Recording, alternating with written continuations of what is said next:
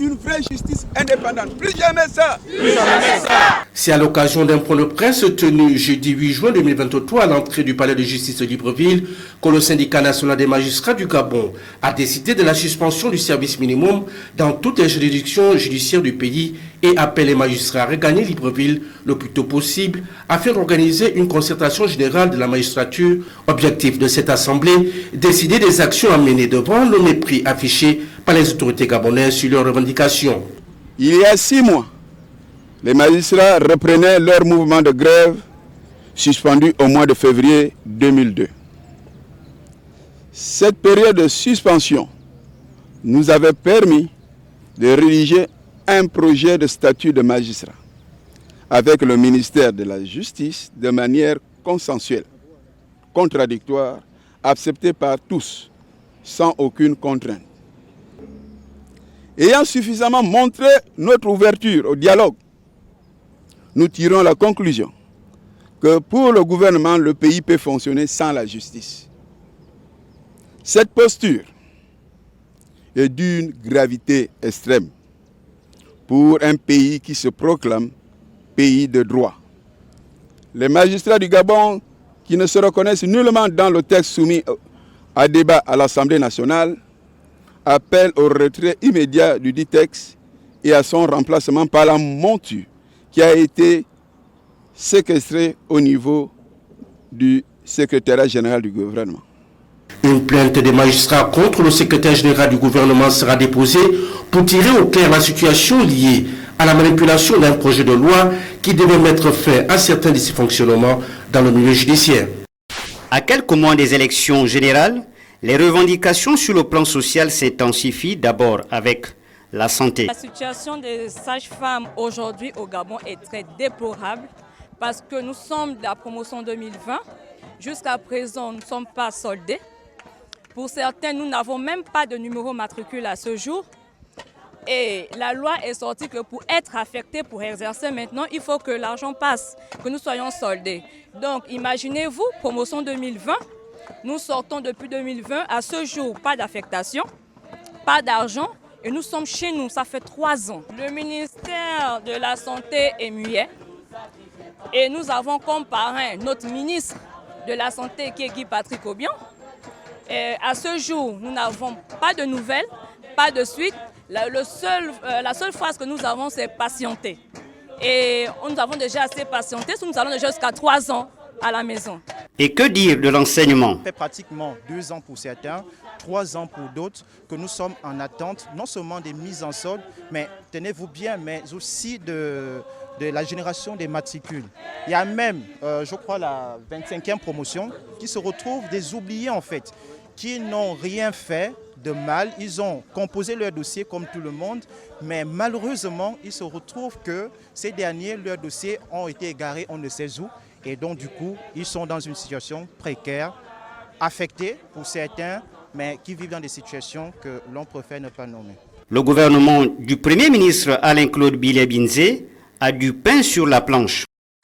Après les assises nationales sur la vie chère au Gabon, tenues du 11 au 13 avril dernier, qui ont permis à 5 panels de proposer les recommandations et non les moindres au gouvernement. À ce jour, les populations attendent toujours l'applicabilité de celle-ci, au regard de la montée vertigineuse des prix sur le territoire national. Je vais vous dire, moi personnellement, j'en ai marre.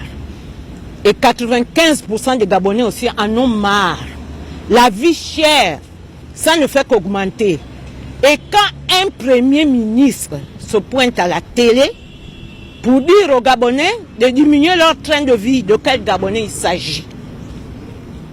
De son groupe ou du Gabonais moyen ou le pauvre qui vit dans les Matitis?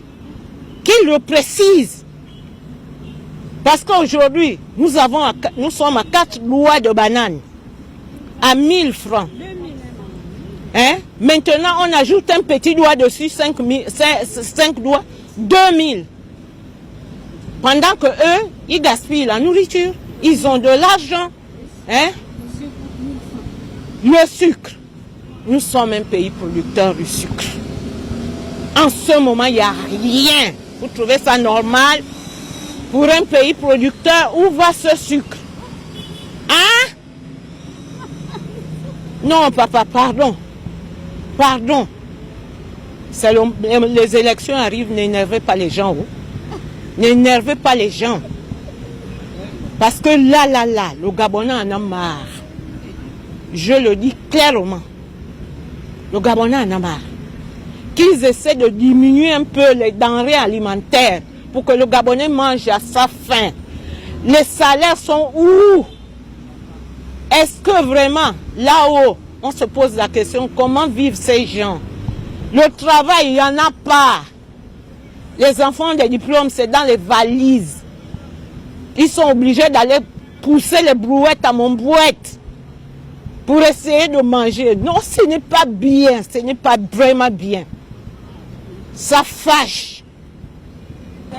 Je ne sais même plus comment m'exprimer ici, là. Au Gabon, il y a plus, on ne peut plus avoir quelque chose même pour nourrir la famille, pour payer même le taxi des enfants. On n'arrive plus.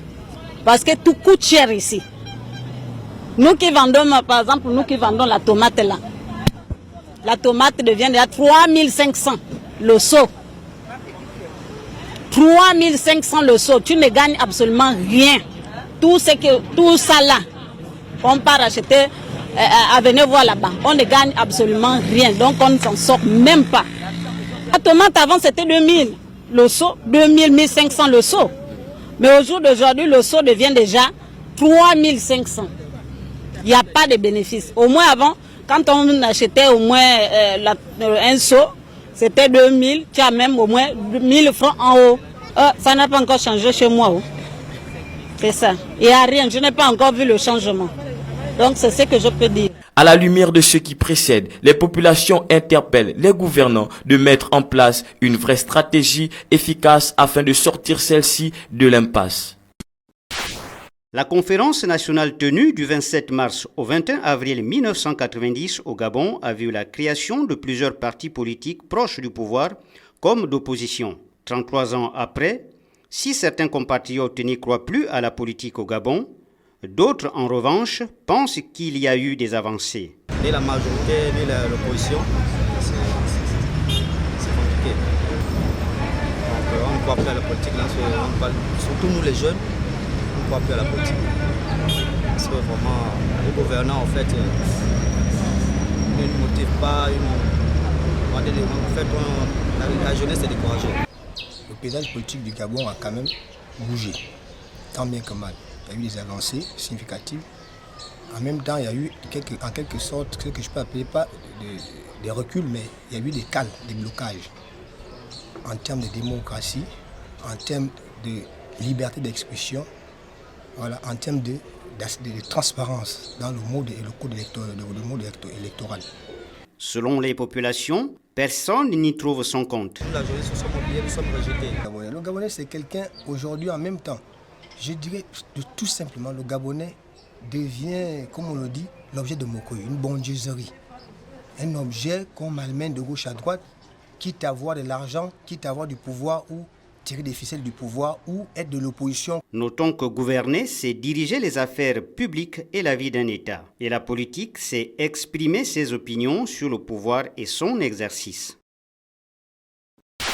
Une convention a été signée hier à Mindoubé 1 dans le 5e arrondissement de la commune de Libreville entre GESES et le ministère des Eaux et Forêts sur le lancement du projet de la mangrove de Shanghai en présence de Lee White et Igor Simard en cette semaine de l'environnement. Occasion pour les deux responsables de revenir sur l'impact de cet accord. Nous sommes en fin de compte symboliquement ici sur le site de Mindoubé Shanghai. C'est pour rappeler l'importance de la préservation des mangroves. Donc le groupe Arise, que je représente aujourd'hui, nous nous engageons aux côtés du ministère de l'Environnement, la Direction générale de l'Environnement, mais aussi d'autres acteurs, des ONG, qui ont contribué donc aux études d'impact environnemental et social, à restaurer une trentaine d'hectares de mangroves dans la zone de Akanda, qui est une zone particulièrement stratégique puisque c'est une zone tampon entre donc l'urbanisation, où on a une urbanisation assez importante, et le parc national, parc naturel d'Akanda. Parce que ces mangroves jouent un rôle très important dans le cycle de l'environnement, dans la protection de la ville de Libreville. Les mangroves nous protègent des changements climatiques, c'est un grand stock de carbone. Les mangroves nous protègent des inondations. Les mangroves filtrent l'eau. Il est à signaler que le Gabon est engagé dans la protection des mangroves en raison des enjeux liés au changement climatique. La conservation des mangroves existantes et la restauration des grandes étendues de mangroves dégradées ou éliminées contribueraient en partie à l'atténuation du réchauffement planétaire. 8 juin 2009, dans l'intimité de l'hôpital Quirón à Barcelone, Omar Bongo Ndimba s'éteint à l'âge de 73 ans. La nouvelle rendue publique à 14h30 est un choc pour le Gabon et l'Afrique qui perdent l'une des figures les plus emblématiques de leur histoire commune. Des obsèques nationales lui sont offertes. L'hommage rendu à l'homme est à la dimension du leader et du doyen des chefs d'État qu'il était désormais sur le continent, après plus de 4 décennies d'intenses activités, en première ligne sur le front de la scène politico-diplomatique internationale.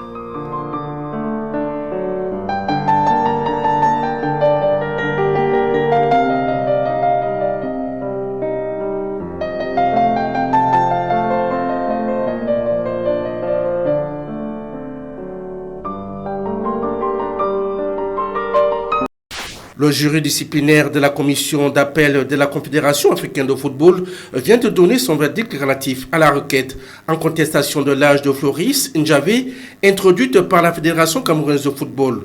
Après analyse, l'appel interjeté par la partie gabonaise en l'instance fêtière du football africain a débouté le Cameroun de toutes ses prétentions et donné raison au Gabon. Les poulains de Saturnin Ibala sont bel et bien qualifiés pour la phase finale de la CAN U23 qui se tiendra au Maroc du 24 juin au 8 juillet 2023. Une décision somme toute logique au regard des faits, mais aussi de la lettre et l'esprit du droit. La CAF avait déjà, dans sa première décision, considéré inopportun les arguments de la FECAFOOT.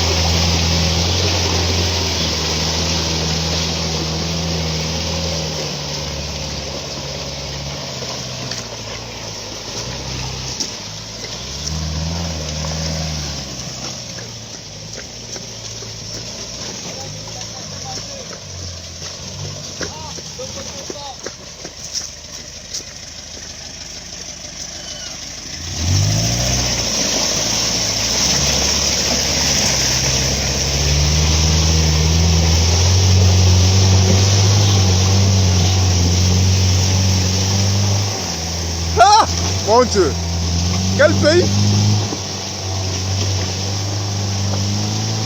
Faut respecter l'argent des gens. Hein? Respecter l'argent des gens. Ah, faut que manger l'argent des gens là. Ça c'est quelle route, mon Dieu, non de...